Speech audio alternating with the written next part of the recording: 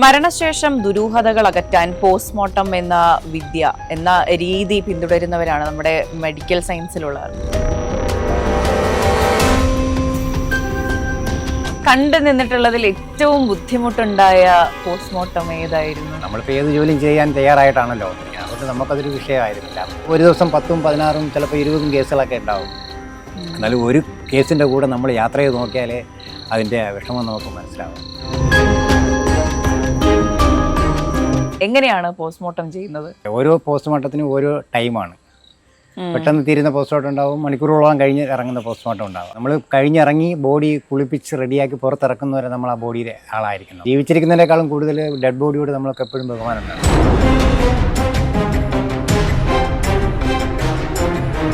നമ്മളെ organ donate ചെയ്യുന്ന ബോഡികളുണ്ടാവും, അതിന് നമ്മൾ പ്രത്യേക പരിഗണന കൊടുക്കും. അപ്പോൾ അത് ഡെഡ് ബോഡി ആയിട്ട് മാത്രം നമ്മൾ കണ്ടാൽ പറ്റത്തില്ല. കാരണം അതിൻ്റെ അവയവങ്ങൾ വീണ്ടും ഈ ലോകത്ത് ജീവിച്ചിരിക്കുന്നു എന്നുള്ളൊരു തോന്നൽ നമുക്ക് ഉണ്ടാവണം. മരണശേഷം ദുരൂഹതകൾ അകറ്റാൻ പോസ്റ്റ്മോർട്ടം എന്ന രീതി പിന്തുടരുന്നവരാണ് നമ്മുടെ മെഡിക്കൽ സയൻസിലുള്ളവർ.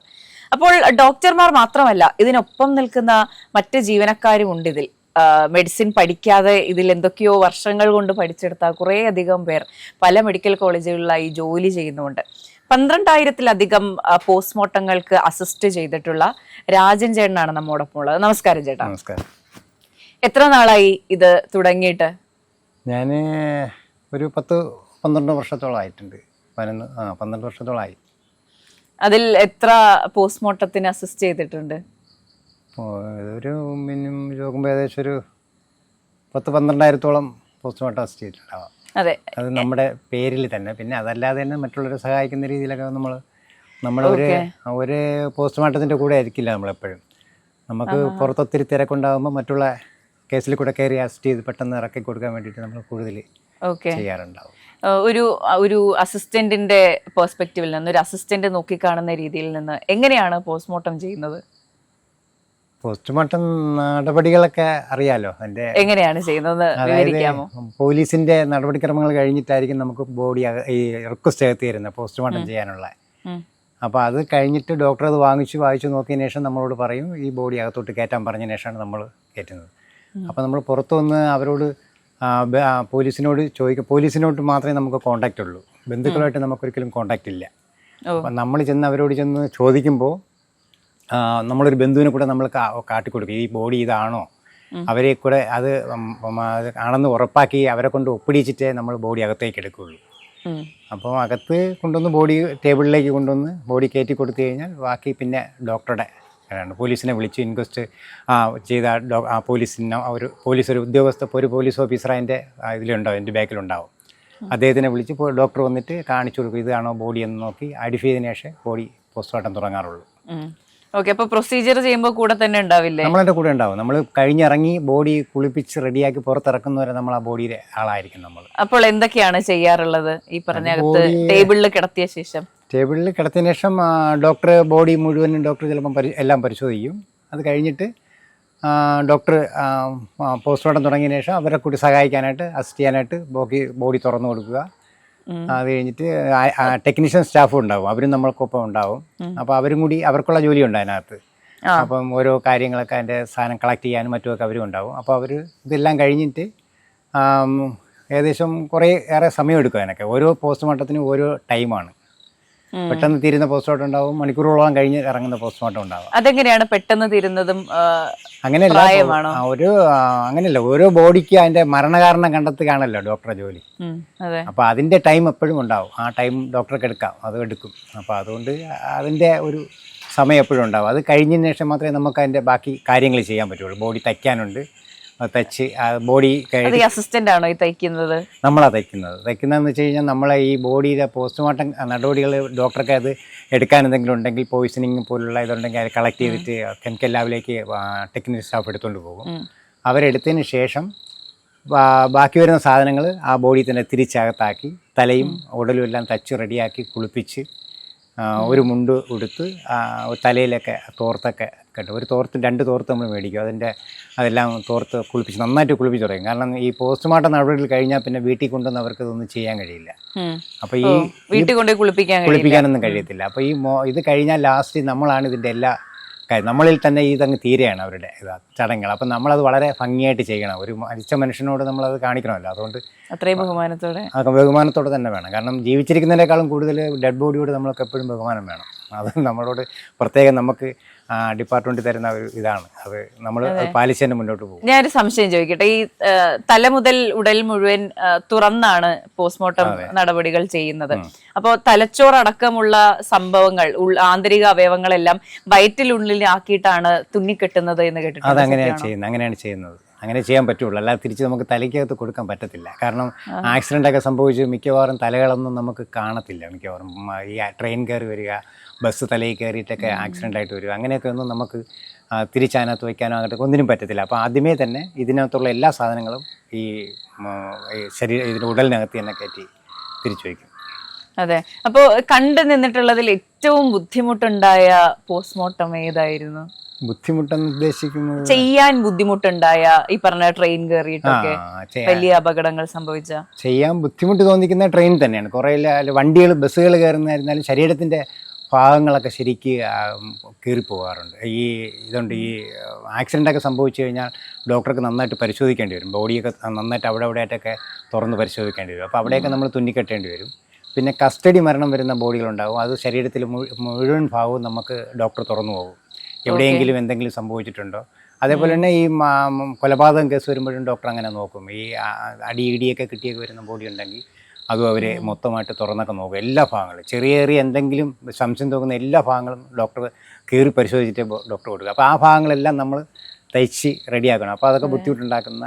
അതെ, എനിക്കൊന്ന് ഈ ട്രെയിൻ കയറിയിട്ടാണെങ്കിലും വാഹന അപകടങ്ങളിലാണെങ്കിലും ഒരു ഈ പറഞ്ഞ അവയവങ്ങളെല്ലാം മുറിഞ്ഞു പോയിട്ട് ഇത് വീണ്ടും തുന്നിക്കെട്ടുന്നതാണ് കുറച്ചുകൂടി ബുദ്ധിമുട്ട്.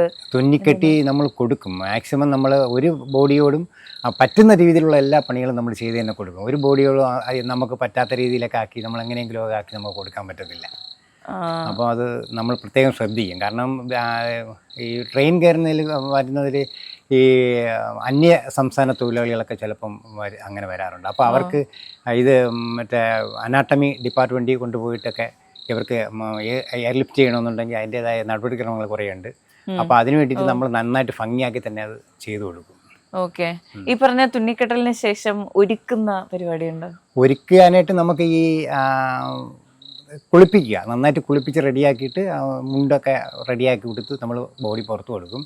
പിന്നെ നമ്മളെ ഷർട്ട് അങ്ങനെയൊന്നും പുറത്തേക്ക് ഇട്ട് കൊടുക്കാറില്ല. അങ്ങനെ സ്ത്രീകളാണെങ്കിൽ പിന്നെ വേറൊരു കാര്യമുണ്ട്, നമ്മളെ ഓർഗൻ ഡൊണേറ്റ് ചെയ്യുന്ന ബോഡികളുണ്ടാകും. അതിന് നമ്മൾ പ്രത്യേക പരിഗണന കൊടുക്കും. അപ്പോൾ അത് ഡെഡ് ബോഡി ആയിട്ട് മാത്രം നമ്മൾ കണ്ടാൽ പറ്റത്തില്ല. കാരണം അതിൻ്റെ അവയവങ്ങൾ വീണ്ടും ഈ ലോകത്ത് ജീവിച്ചിരിക്കുന്നു എന്നുള്ളൊരു തോന്നൽ നമുക്ക് ഉണ്ടാവണം. അപ്പോൾ അതുകൊണ്ട് അതിൻ്റെ ഇത് കഴിഞ്ഞിട്ട് നമ്മൾ മേഡം തന്നെ പറയും, ഇത് കഴിയുന്നിറങ്ങുമ്പോൾ അവൻ്റെ ഡ്യൂട്ടി അമ്മോ പറയും അതിൻ്റെ അവർക്കൊന്ന് ഷർട്ടോ എന്തെങ്കിലുമൊക്കെ ആവശ്യമുള്ള എന്താ ചെയ്ത് കൊടുക്കണം അവർ തന്നെ പറയും. നമ്മളത് വേണ്ടപ്പെട്ട എല്ലാ സാധനങ്ങളെല്ലാം വരുത്തിച്ച് നമ്മൾ പോലീസ് ഉദ്യോഗസ്ഥനെ കൊണ്ട് തന്നെ വരുത്തിച്ച് നമ്മളെല്ലാം റെഡിയാക്കി കൊടുക്കും. അത് റെഡിയാക്കി തന്നെ കൊടുക്കും. പിന്നെ ഈ കുഞ്ഞുങ്ങൾ വരുമ്പോഴത്തേക്ക് അല്ലെങ്കിൽ ചെറിയ പെൺകുട്ടികളൊക്കെ വരുമ്പോൾ അവർക്ക് ഈ കൊച്ച് 10 വയസ്സൊക്കെ ഉള്ള പയ്യന്മാരും ഇങ്ങനെയൊക്കെയുള്ള ആൾക്കാർ കുട്ടികളൊക്കെ വരുമ്പോഴത്തേക്ക് ആ വീട്ടുകാർ തന്നെ നമ്മളോട് പറയും അവൻ ആഗ്രഹിച്ച് വെച്ചിരുന്ന തുണിയാണ്, അത് ഇടണമായിരുന്നു എന്നൊക്കെ പറഞ്ഞ് നമ്മളോട് ഇതൊക്കെ നമുക്കത് ഭയങ്കരമായിട്ട് ഇത് ചെയ്യും. അപ്പോൾ നമ്മൾ അതൊക്കെ വേണ്ടപ്പെട്ട തുണികളെല്ലാം നമ്മളിട്ട് എല്ലാ സെറ്റപ്പുകളും ചെയ്തുകൊട്ടി തന്നെ ഇറക്കി കൊടുക്കും. അതെ. ഇപ്പൊ സാധാരണ ഗതിയിൽ ഇപ്പോൾ സ്ത്രീകളെയാണ് കൊണ്ടുവരുന്നതെങ്കിൽ തിരിച്ച് സാരി ഉടുപ്പിച്ച് വിടുമോ? സാരി ഉടുപ്പിക്കാൻ നമുക്ക് ഇതില്ല, നമുക്കത് ഇല്ല. പിന്നെ പുറത്ത് അവർക്ക് തന്നെ ചെയ്യാം, പുറത്തതിനുള്ള സൗകര്യമുണ്ട്, അവർക്ക് തന്നെ ചെയ്തുകൊണ്ട്. അപ്പോൾ സാരിയൊന്നും നമുക്ക് കൊടുത്ത് ചുരിദാർ പോലുള്ള സാധനങ്ങളൊക്കെ അവർ വാങ്ങിച്ചുകൊണ്ട് വന്നു കഴിഞ്ഞാൽ നമ്മൾ ഇട്ട് കൊടുക്കും. സാരിയൊന്നും നമ്മളങ്ങനെ ഉടുപ്പിച്ച് കൊടുക്കാറില്ല. ഓക്കെ. ഇതിനുള്ള സംവിധാനം എല്ലാം അവിടെ ഉണ്ട്, അവർക്ക് വന്ന് ചെയ്യാം, അവർക്ക് ചെയ്യാനുള്ള എല്ലാ സൗകര്യമുണ്ട്. അതിനുള്ള റൂമൊക്കെ എല്ലാം റെഡിയാക്കി ഇട്ടിട്ടുണ്ട് അവർക്ക്. ഓക്കെ. ഭയം തോന്നില്ലേ? ഭയം നമുക്ക് അങ്ങനെ തോന്നാറില്ല. മോർച്ചറി എന്ന് കേൾക്കുമ്പോൾ അവിടെ ഒരു ഭയം തളം കെട്ടി കിടക്കുന്നില്ല. ഇല്ല, ഞാൻ ഈ ആലപ്പുഴ മെഡിക്കൽ കോളേജിലെ കാഷ്വാലിറ്റിയിൽ ഏകദേശം 1 വർഷത്തോളം അവിടെ ജോലി ചെയ്തിട്ടുണ്ടായിരുന്നു. അപ്പോൾ അവിടെ ഭയങ്കരമായിട്ട് വരുന്ന അത്രയും ആക്സിഡൻ്റൊക്കെ നല്ലതായിട്ട് മുറിഞ്ഞും പല പീസുകൾ ഇല്ലാതെയൊക്കെ വന്ന് ശരിക്കും ആക്സിഡൻറ്റ് കേസുകൾ നമ്മൾ കണ്ടിട്ടുണ്ട്. നമ്മളെ മുമ്പ് വന്നിട്ട് ശരിക്കും മരിച്ച ആൾക്കാർ നമ്മൾ കണ്ടിട്ടുണ്ട്. അങ്ങനെ വരുമ്പോൾ ആ ഭയം അവിടെ വെച്ചങ്ങ് മാറി. ഇവിടെ വന്നപ്പോഴത്തേക്ക് പിന്നെ മോർച്ചറിയിലെന്ന് പറഞ്ഞപ്പോൾ കുഴപ്പമില്ല, നമ്മളിപ്പോൾ ഏത് ജോലിയും ചെയ്യാൻ തയ്യാറായിട്ടാണല്ലോ വന്നിരിക്കുന്നത്. അതുകൊണ്ട് നമുക്കതൊരു വിഷയമായിരുന്നില്ല അന്ന്. തുടങ്ങിയപ്പോഴത്തേക്ക് പിന്നെ ഇതുമായിട്ട് അങ്ങ് ഡോക്ടർമാരുടെയൊക്കെ സഹകരണങ്ങളൊക്കെ ശരിക്കും നമുക്ക് കിട്ടും. എപ്പോഴും എല്ലാ വരുന്ന ഡോക്ടർമാരും പുതിയതായിട്ട് വരുന്ന PG ഡോക്ടർമാർ എല്ലാവരും നല്ല സഹകരണമാണ് നമ്മുടെ അടുത്ത്. അതുകൊണ്ടുള്ള ഒരു സന്തോഷത്തോടെ നമ്മളങ്ങ് ജോലി ചെയ്യുന്നു. അതെ. അപ്പൊ ഈ ദൈനംദിന ജീവിതത്തിൽ എന്നുമുള്ള ജീവിതത്തിൽ രക്തത്തിന്റെ മണമാണ് എന്നും. എങ്ങനെയാണ് അതിന് ശേഷം ഒരു ജീവിതം ഉണ്ടല്ലോ, എങ്ങനെയാണ് അത് മുന്നോട്ട് കൊണ്ടുപോകാൻ കഴിയുക? ഒരിക്കലും നമുക്ക് ഓൾ ഡ്യൂ റെസ്പെക്ട്, ലൈക്ക് ബഹുമാനത്തോടെ തന്നെയാണ് അല്ല, അത് ഒരിക്കലും നമുക്ക് അങ്ങനെ അവിടെ നിന്ന് കഴുകി നമ്മൾ റെഡിയായി നമ്മൾ പുറത്തിറങ്ങി കഴിഞ്ഞാൽ, ആ ഡോറിന് പുറത്തിറങ്ങി കഴിഞ്ഞാൽ പിന്നെ അവിടെ ആയിട്ട് യാതൊരു ബന്ധവും നമുക്ക് ആ ഡെഡ് ബോഡി ആയിട്ടോ അങ്ങനെ യാതൊരു ബന്ധവും നമുക്കില്ല. ഓർമ്മയും വരില്ല. ഓർമ്മയും അങ്ങനെയില്ല. വലിയ ശരിക്കും കാര്യങ്ങൾ ഓർമ്മയിലുള്ള കുറെ കാര്യങ്ങൾ അങ്ങ് നിൽക്കും എന്നുള്ളതല്ല, അതൊരു ഭയാനകമായിട്ടൊന്നും നമ്മളെ മനസ്സിൽ നിൽക്കുകയൊന്നുമില്ല. നമ്മുടെ ജോലി അത്രയും കാത്ത് കാണാം, ചെയ്യുന്നൊരു ജോലി, അതിനപ്പുറത്തേക്കൊന്നുമില്ല. ആരെങ്കിലും ഒരാൾ ഈ ജോലി ചെയ്യണമല്ലോ. ചെയ്യണമല്ലോ അല്ലേ? തീർച്ചയായിട്ടും നമ്മളെ ഏൽപ്പിച്ചിരിക്കുന്ന ജോലി ഇതാ, അത് നമ്മൾ ചെയ്യണം. അതെ. ഇപ്പോൾ ഒരു പുസ്തകം ഞാൻ കണ്ടിരുന്നു, അവിടെ വന്നൊരു പെൺകുട്ടി എഴുതിയ ഒരു പുസ്തകം. അതിനകത്ത് പറഞ്ഞിരിക്കുന്ന ഒരു സംഭവമുണ്ട്, സുഹൃത്തിന്റെ പോസ്റ്റ്മോർട്ടം ചെയ്യേണ്ടി വന്നൊരു കഥ. അത് ജീവിതത്തിൽ ഏറ്റവും മറക്കാൻ കഴിയാത്ത. തീർച്ചയായിട്ടും വലിയ ഒരു നല്ലൊരു ഭയങ്കര ഒരു അനുഭവമായിരുന്നു. കാരണം എന്ന് വെച്ച് കഴിഞ്ഞാൽ ഈ പെൺകുട്ടി അവിടെ MLT സ്റ്റുഡൻ്റ് ആയിരുന്നു. ഈ ബുക്ക് എഴുതിയ പെൺകുട്ടി ഗായത്രി എന്ന് പറഞ്ഞ കുട്ടി. അപ്പോൾ അവിടെ ഒന്ന് ഇത് കഴിഞ്ഞിട്ട് പോയിട്ടാണ് ഈ ബുക്ക് എഴുതുന്നത്. അപ്പോൾ എന്നിട്ട് ഒരു ദിവസം എന്നോട് വിളിച്ച് പറഞ്ഞു, ഞാൻ ഒരു പുസ്തകം എഴുതിയിട്ടുണ്ട്, അതിൽ ചേട്ടൻ്റെ കഥാപാത്രമാണ് ഞാൻ വെച്ച് എഴുതിയിരിക്കുന്നതെന്ന് പറഞ്ഞു. എനിക്കത് ഭയങ്കര ഒരു ഇത് തോന്നി. അപ്പോൾ എനിക്കൊരു കോപ്പി തരാൻ വേണ്ടിയിട്ട് കൊണ്ടു തന്നു. അവിടെ കൊണ്ടുവന്നിട്ട് തിരിച്ചു പോയി. അതിന് പുസ്തകം ഞാൻ വായിച്ചിട്ട് നോക്കിയപ്പോഴത്തേക്ക് അതിൻ്റെ അവസാന ഭാഗം വരുമ്പോഴത്തേക്ക് എൻ്റെ മനസ്സിൽ ഒന്നും ഉണ്ടായിരുന്ന ആ ഓർമ്മയിൽ എൻ്റെ കൂട്ടുകാരനാണ്. ആ കൂട്ടുകാരൻ്റെ ആ ഓർമ്മയിൽ തന്നെ അത്. ആ അനുഭവം എന്തായിരുന്നു? പെട്ടെന്ന് പോസ്റ്റ്മോർട്ടം ടേബിളിൽ കാണുകയായിരുന്നു അദ്ദേഹത്തെ? ഇല്ല, അങ്ങനെയല്ല. പ്രമോദ് ആണ് അവൻ്റെ പേര്. അപ്പോൾ അവൻ നമുക്ക് ഇത്തിരി മനസ്സിലായ വിഷമം ഉണ്ടാക്കുന്നതെന്ന് വെച്ച് കഴിഞ്ഞാൽ, പുള്ളി ഇത്തിരി മദ്യപാനിയും കുടുംബത്തെ ഒക്കെ അങ്ങ് മറന്ന് ജീവിച്ച ഒരാളായിരുന്നു. അങ്ങനെയാണ് പുള്ളിക്ക് ജോലി കിട്ടുന്നത്. ഇവിടെ ഈ ജോലി കിട്ടി ഇവിടെ വന്ന് ഇവിടുത്തെ പോസ്റ്റ്മോർട്ടം ടേബിളിലെ ഇത് കാര്യങ്ങളും നമ്മളൊക്കെ ജീവിതങ്ങളൊക്കെ കണ്ടപ്പോൾ പുള്ളിക്ക് ആകെ ഒരു ജീവിതത്തിന് ഒരു മാറ്റം വന്നു. പിന്നെ ജീവിക്കണമെന്നുള്ളൊരു തോന്നൽ പുള്ളിക്ക്, ഒപ്പം ജോലി ചെയ്തോളാം അങ്ങനെ ജീവിക്കണമെന്നൊരു തോന്നൽ പുള്ളിക്ക് പെട്ടെന്ന് വന്നായിരുന്നു. അപ്പം നമ്മൾ അതിനുള്ള സഹകരണം നമ്മൾ ചെയ്തു കൊടുക്കും പുള്ളിക്ക്. അതിൻ്റെ ഇത് ചെയ്ത് കുറച്ച് ദിവസം കഴിഞ്ഞപ്പോഴത്തേക്ക് നമ്മളൊരു ഡോക്ടറുടെ ഒരു കല്യാണം ആലപ്പുഴ വെച്ച് നടക്കുകയായിരുന്നു. ഞങ്ങളങ്ങനെ പോകുമ്പോഴത്തേക്ക് പുള്ളിയും കൂടെ വരാൻ സംഭവിച്ചു. വഴിക്ക് വെച്ചാൽ കയറാനായിട്ട് പുള്ളി വരാമെന്ന് പറഞ്ഞു. അപ്പം വഴിക്ക് വെച്ച് നമ്മൾ എത്താറായപ്പോൾ ഞാൻ വീണ്ടും വിളിച്ചു. അവസാനമായിട്ട് ഞാൻ വിളിച്ചതാണ് പുള്ളിയെ. ആ ഫോൺ എന്നേക്ക് അവസാനം വന്നു എന്നുള്ളൊരു വിഷമം കൂടെ എനിക്കുണ്ട്. അപ്പം ഞാൻ വിളിച്ചപ്പോൾ പറഞ്ഞു, നിങ്ങളടുത്ത് എത്താറായി, ഇനി വിളിക്കണ്ട, ഞാനിവിടെ വണ്ടി കയറിക്കൊള്ളാം എന്ന് പറഞ്ഞു. പിന്നെ അവിടെ എത്തുമ്പോഴത്തേക്ക് നമ്മൾ തിരിച്ച് അവിടെ എത്തിയിട്ട് വിളിക്കുമ്പോഴത്തേക്ക് അടുത്തായി നമ്മൾ കയറേണ്ട സ്റ്റോപ്പ് എത്താറായോ എന്ന് ചോദിച്ചപ്പോഴത്തേക്ക് പറഞ്ഞു പിന്നെ കിട്ടുന്നില്ല. പിന്നെ ആംബുലൻസിൻ്റെ സൗണ്ട് മാത്രമാണ് കിട്ടുന്നത് നമുക്ക്. അപ്പം ഞാൻ വിളിച്ചപ്പോൾ എൻ്റെ ആംബുലൻസിൻ്റെ ഡ്രൈവർ അല്ല അതിനകത്തുണ്ടായിരുന്ന ഒരാൾ വിളിച്ചു പറഞ്ഞു, പുള്ളി പെട്ടെന്ന് റോഡിൽ കുഴഞ്ഞു വീണ് നമ്മൾ മെഡിക്കൽ കോളേജിലോട്ട് കൊണ്ടുപോയിക്കൊണ്ടിരിക്കുകയാണ് എന്നാണ് പറഞ്ഞത്. അപ്പോൾ അത് വളരെ ഒരു വിഷമം ഉണ്ടാക്കിയ ഒരു കേസായിപ്പോൾ. പിന്നെ പെട്ടെന്ന് എല്ലാവരും ഒരു നല്ലൊരു കാര്യത്തിന് പോയിക്കൊണ്ടിരിക്കുന്നതാണ് നമ്മളെല്ലാവരും. പിന്നെ നമ്മുടെ അറിയാവുന്ന ആൾക്കാരെല്ലാവരും പല ഇതിലും മെഡിക്കൽ കോളേജായിട്ട് ബന്ധപ്പെട്ടുകൊണ്ടിരുന്നു. പുള്ളി അപ്പോഴത്തന്നെ ഇവിടെ കൊണ്ടുവന്ന് ICUയിൽ കയറ്റി. പുള്ളി ആ കുഴഞ്ഞു വീണതല്ല പിന്നെ സംസാരിച്ചിട്ടില്ല, കണ്ണു തുറന്നിട്ടില്ല, ആരും ഓർമ്മയില്ല. അപ്പോൾ ഇവിടെ വന്ന് നമ്മൾ തിരിച്ച് കല്യാണമൊക്കെ കഴിഞ്ഞ് തിരിച്ച് ഇവിടെ വീട്ടിൽ വന്നിട്ട് ചടങ്ങ് കഴിഞ്ഞ് തിരിച്ച് വീട്ടിൽ വന്ന് ഇവിടെ വന്നിട്ട് മെഡിക്കൽ കോളേജിലെത്തി. പുള്ളി അവിടെ ICUയിൽ കയറി നമ്മൾ കണ്ടു. അപ്പം കണ്ണു തുറക്കുന്നില്ല, അങ്ങനെ കിടക്കുകയാണ്. 3 ദിവസം കഴിഞ്ഞപ്പോഴത്തേക്ക് പുള്ളി മരിച്ചു. അപ്പം മരിച്ചു കഴിഞ്ഞാൽ പിന്നെ പോസ്റ്റ്മോർട്ടം ചെയ്യണം. പുള്ളി സർക്കാർ ജീവനക്കാരനാണ്. പിന്നെ അത് കഴിഞ്ഞിട്ട് വഴിക്ക് കുഴഞ്ഞു വീണാണ്. ഇതൊക്കെ കൊണ്ട് പോസ്റ്റ്മോർട്ടം ചെയ്യാതിരിക്കാൻ പറ്റത്തില്ല. അങ്ങനെ അപ്പോൾ കൂടെയുള്ള ആൾക്കാരെല്ലാവരും ആർക്കും പറ്റത്തില്ല. നമുക്കായിരുന്നാലും വളരെ വിഷമം ഉണ്ടാക്കിയത്. ഡോക്ടർ തന്നെ വളരെ വിഷമത്തോടു കൂടിയൊക്കെയാണ് ഒന്ന് അത്രയോളം നമ്മൾക്ക് മനസ്സിൽ ആയിപ്പോയി. മനസ്സിൽ ഭയങ്കര ഒരു സ്നേഹം ഉണ്ടായിരുന്ന ഒരു വ്യക്തിയായിരുന്നു. അപ്പോൾ അത് പിന്നെ ചെയ്യേണ്ടി വന്നു. അപ്പം നമ്മളിപ്പം എനിക്ക് എന്തെങ്കിലും സംഭവിച്ചു കഴിഞ്ഞാൽ നമ്മളിലുള്ള ഒരാൾ ചെയ്തേ പറ്റുള്ളൂ. ഇത് ആരും ചെയ്തേ പറ്റും. തീർച്ചയായിട്ടും അങ്ങനെ വേറൊരാൾ പുറത്തുനിന്നൊന്നും ചെയ്യാൻ പറ്റുന്ന ഒരു പണിയല്ലേ ഇത്. അപ്പം നമ്മൾ ചെയ്തേ പറ്റൂ. അങ്ങനെ ഞാനത് ചെയ്തു. അപ്പം നമ്മുടെ ആ കഥയും ഇതുമായിട്ട്, ആ കഥയുടെ കഥാപാത്രവും ഇതുമായിട്ട് എനിക്കൊരു തോന്നിയത് കൊണ്ടാണ് ഞാൻ ആ ഫേസ്ബുക്കിൽ അങ്ങനെ ഒരു പോസ്റ്റ് ഇട്ടത്. അതെ. അപ്പോൾ ഈ കുഞ്ഞുങ്ങളുടെ പോസ്റ്റ്മോർട്ടം ചെയ്യുമ്പോൾ മാനസികമായി ബുദ്ധിമുട്ട് തോന്നാറുണ്ട്? മാനസികമായിട്ട് നമുക്കെപ്പോഴും അതൊക്കെ ബുദ്ധിമുട്ട് തന്നെയാണ്. കുഞ്ഞുങ്ങൾ മാത്രമല്ല, കുട്ടികൾ ഏത് രീതിയിലുള്ള കുട്ടികളായിരുന്നാലും കുട്ടികൾ നമ്മുടെ ഈ വരുമ്പോഴത്തേക്കും നമുക്ക് പെട്ടെന്ന് നമ്മുടെ വീട്ടിലെ നമ്മുടെ മക്കളുടെ ഒരു ഓർമ്മ എപ്പോഴും അവരുടെയൊക്കെ വരും. പക്ഷെ അത് കഴിഞ്ഞ് നമ്മൾ ഇതെല്ലാം കഴിഞ്ഞ് തിരിച്ച് വീട്ടിൽ വരുമ്പോൾ നമ്മുടെ മക്കളെ നമ്മൾ വഴക്ക് പറയാനോ അല്ലെങ്കിൽ അങ്ങനത്തെ ഒന്നിനും നമുക്ക് പോകാൻ തോന്നില്ല. അവരെ നമ്മളെ കൂടെ നിർത്തി അവർക്ക് എന്തെങ്കിലും തെറ്റുണ്ടെങ്കിൽ അവർ നമ്മളെ കൂടെ ജീവിച്ചിരിക്കുന്നു എന്നുള്ളത് തന്നെയാണ് ബോണസാണ്. അതാണ് നമ്മുടെ ഒരു പോയിന്റ്. കാരണം മറ്റുള്ള ഏക മക്കളായിരിക്കും കൂടെ ഉള്ളവർ. ഒരു മകൾ മാത്രമേ അല്ലെങ്കിൽ ഒരു മകൻ മാത്രമേ ഉള്ളവരായിരിക്കും ഈ സംഭവിക്കുന്നത്. അവരായിരിക്കും കൂടുതൽ താലോലിച്ച് വളർന്നത്. നമ്മുടെ മുമ്പൊരിക്കൽ എനിക്കൊരു അനുഭവം ഉണ്ടായിട്ടുള്ളത്, ഒരു SI അദ്ദേഹത്തിന് ഒരു മകനേ ഉള്ളൂ. അദ്ദേഹം വന്നു അവിടെ സ്ഥിരമായിട്ട് ട്രാഫിക് പോലീസ് സ്റ്റേഷനിൽ നിന്ന് വരുന്നൊരു ഉദ്യോഗസ്ഥനാണ്. അദ്ദേഹത്തിൻ്റെ മകൻ ഇതേപോലെ ആക്സിഡൻറ്റിൽ മരിച്ചപ്പോഴത്തേക്ക് അദ്ദേഹം അവിടെ ഒന്ന് ഭയങ്കര കരച്ചിലായിരുന്നു. നമ്മളപ്പം വിചാരിക്കുന്നു ഇദ്ദേഹം എന്നും ഇതേപോലെ അന്ന് ഇന്നിപ്പോഴാണ് എല്ലാ അതായത് കേസ് നടക്കുന്ന പോലീസ് സ്റ്റേഷനിലേക്ക് വരുന്നത് ഇപ്പോഴാണ്. പണ്ട് സിറ്റിയിൽ നടക്കുന്ന ട്രാഫിക്കിലെല്ലാം ട്രാഫിക് പോലീസ് സ്റ്റേഷനിൽ നിന്നാണ് വരുന്നത്. അന്നാണ് അദ്ദേഹം വരുന്നത്. അപ്പം നമുക്കതൊരു അത് ചോദിച്ചപ്പോൾ അദ്ദേഹം പറഞ്ഞ് കുറച്ച് കഴിഞ്ഞ് വളരെ ഇതൊക്കെ ഇപ്പോൾ അദ്ദേഹം പറഞ്ഞതെന്ന് വെച്ച് കഴിഞ്ഞാൽ അവൻ്റെ സമയം വളരെ മോശമായിരുന്നു. അപ്പോൾ അവനോട് പറഞ്ഞു നിനക്കിപ്പോൾ വണ്ടി എടുക്കണ്ട, പിന്നെ ഒരിക്കൽ നമ്മൾ എടുത്തു തരാമെന്ന് പറഞ്ഞിട്ട് അവൻ പറഞ്ഞു ഒന്നീ വണ്ടി എടുത്തു തരിക അല്ലെങ്കിൽ ഞാൻ ആത്മഹത്യ ചെയ്യും. ഇങ്ങനെ ഒരു രീതിയിൽ നിൽക്കുന്ന ഒരു മകനെയാണ് കാണുന്നത്. അപ്പോൾ വണ്ടി എടുത്തു കൊടുത്തു, ആക്സിഡൻറ്റിൽ മകൻ മരിച്ചു. ഒന്നാലോചിച്ച് നോക്കി, നമുക്കത് ഭയങ്കര ഒരു ഇത് തോന്നി. അങ്ങനെയാണ് ഈ കുട്ടികൾ പലരും അവരുടെ ഈ ജീവിതത്തിലെ ഒരു ഭാഗമായിട്ട് അവർക്ക് ഉപേക്ഷിക്കാൻ കഴിയാത്ത രീതിയിലായിരിക്കും അവർക്ക് ഇങ്ങനെയൊക്കെ ഉള്ളത്. അപ്പോൾ പല അപകടങ്ങൾ നടന്നു വരുമ്പോഴത്തേക്കും നമ്മൾ അത് മനസ്സിലാലോചിക്കാറുണ്ട്. ഇവരൊക്കെ വീട്ടുകാർക്ക് എത്രയോ വേണ്ടപ്പെട്ട ആൾക്കാരാണ് എന്നുള്ളത് നമ്മൾ അവർക്ക് ഒരു ദിവസം 10ഉം 16ഉം ചിലപ്പോൾ 20ഉം കേസുകളൊക്കെ ഉണ്ടാവും. എന്നാലും ഒരു കേസിൻ്റെ കൂടെ നമ്മൾ യാത്ര ചെയ്ത് നോക്കിയാലേ അതിൻ്റെ വിഷമം നമുക്ക് മനസ്സിലാവും. അതെ, നമുക്കും കുടുംബമുള്ളിടത്തോളം കാലം നമുക്കത് ബുദ്ധിമുട്ട് തന്നെയാണ്. അപ്പോൾ ഞാൻ മനസ്സിൽ വിചാരിക്കും എൻ്റെ മോൾക്ക് നമ്മൾക്ക് ആൾക്കാർക്ക് ഡോക്ടർ ആവണം, എഞ്ചിനീയർ ആവണം എന്ന് പറയണേക്കാളും നമ്മളെ കുട്ടി നമ്മളുടെ അടുത്ത് ജീവിച്ച് നമ്മുടെ അടുത്തുണ്ട് എന്നുള്ളത് തന്നെയാണ് ഏറ്റവും വലിയ ഭാഗ്യം എന്നാണ് ഞാൻ പറയാനുള്ളത്. എൻ്റെ സ്വന്തം അഭിപ്രായമാണ്, മറ്റുള്ളവരെ അറിയില്ല.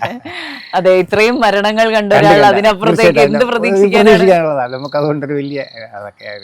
അതെ, ഒരു ദിവസം 16 മുതൽ 20 മുകളിൽ ചെയ്ത കേസ്. ഏറ്റവും കൂടുതൽ എൻ്റെ കണക്കിൽ എനിക്കറിയാന്നുള്ള ഒരു 20-25ഓളം കേസുള്ള പുറ്റിങ്ങൽ വെടിക്കെട്ട് അപകടം നടന്ന കൊല്ലത്ത്.